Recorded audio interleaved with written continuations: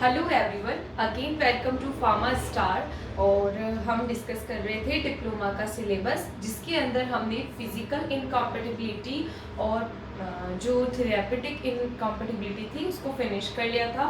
अब जो हमारा इनकॉम्पेटिबिलिटी बच रहा था, इनकॉम्पेटिबिलिटी इन प्रिस्क्रिप्शन, तो उसमें सिर्फ एक ही टॉपिक रह गया था, केमिकल इनकॉम्पेटिबिलिटी, जो कि हम करेंगे 3 पार्ट में। हम इसको कंप्लीट करने की कोशिश करेंगे। क्या होती है केमिकल इनकॉम्पेटिबिलिटी, और पढ़ने में बहुत ही ज़्यादा बोरिंग भी लगती है क्योंकि बहुत ज़्यादा बड़ी है। जब हमारे पास पेपर ज़्यादा हो जाता है तो हमको लगता है हम छोटी चीज़ पहले कवर कर लें। उसी तरह से मैंने भी फिजिकल इनकॉम्पेटिबिलिटी और थेरेपेटिक इनकॉम्पेटिबिलिटी आपको फिनिश करवा दी। अब मैं आपको केमिकल पढ़ाऊंगी और वो भी बहुत अच्छे से 3 पार्ट में हम इसको कंप्लीट करेंगे। आज हम इसका डेफिनेशन देखते हैं कि क्या होता है केमिकल इनकॉम्पेटिबिलिटी।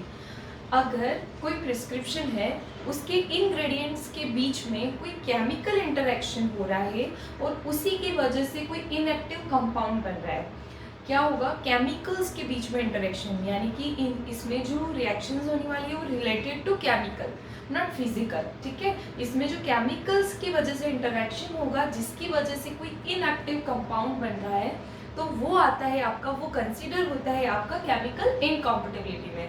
अब हम बात करते हैं कि केमिकल इनकॉम्पेटिबिलिटी हो रही है, हम कैसे पता लगाएं, हम कैसे आइडेंटिफाई करें कि केमिकल इनकॉम्पेटिबिलिटी हो रही है।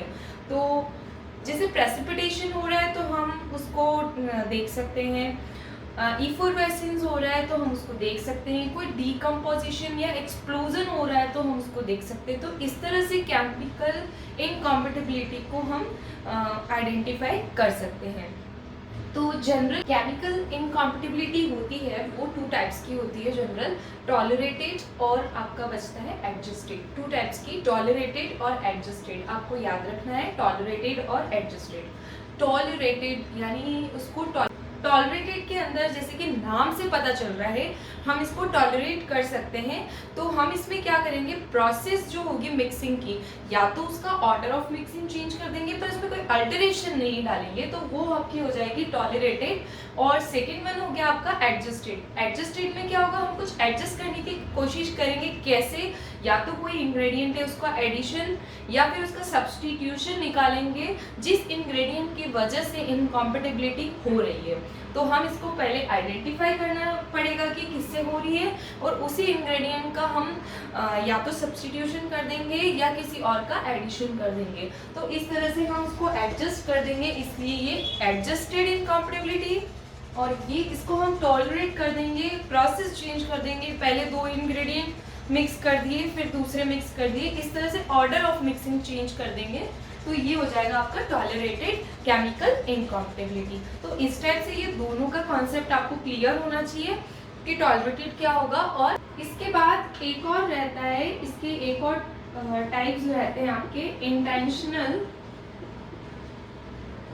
और अनइंटेंशनल। इट मीन्स प्रिस्क्राइबर को पता है कि इंटेंशनली कोई चीज मिक्स की जा रही है, यानी कि ये इनकॉम्पेटिबिलिटी प्रोड्यूस करने वाला है, तो वो आपका हो गया इंटेंशनली। पर क्या होता है, समटाइम्स हमको वो चीज़ प्रिस्क्राइब करनी ही पड़ती है पेशेंट को देखते हुए, तो वो इंटेंशनली में काउंट हो जाएगा। और अनइंटेंशनल यानी कि प्रिस्क्राइबर जानता ही नहीं है कि इनकी प्रिस्क्रिप्शन, इनकी मिक्सिंग या इनका कुछ रिएक्शन होने के बाद में कोई अनवांटेड प्रोडक्ट बन जाएगा या केमिकल इनकॉम्पेटिबिलिटी हो जाएगी। तो ये एक प्रिस्क्राइबर की तरफ से 2 ऐसे एक्स्ट्रा केमिकल कॉम्पेटिबिलिटी के टाइप्स हो सकते हैं। तो इस तरह से हम इसको कंप्लीट करेंगे। नेक्स्ट सेशन में हम देखेंगे किस तरह के एग्जाम्पल्स है रिलेटेड टू केमिकल इनकॉम्पेटिबिलिटी और किस तरह से हम उसको दूर करेंगे। 1 बाय 1 एग्जाम्पल्स को लेते हुए हम उसको कंप्लीट करेंगे।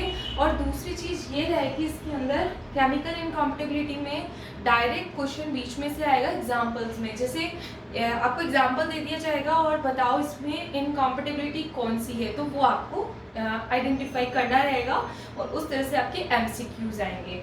आपको ये वाला सेशन कैसा लगा? Kindly like, share and subscribe. Thank you.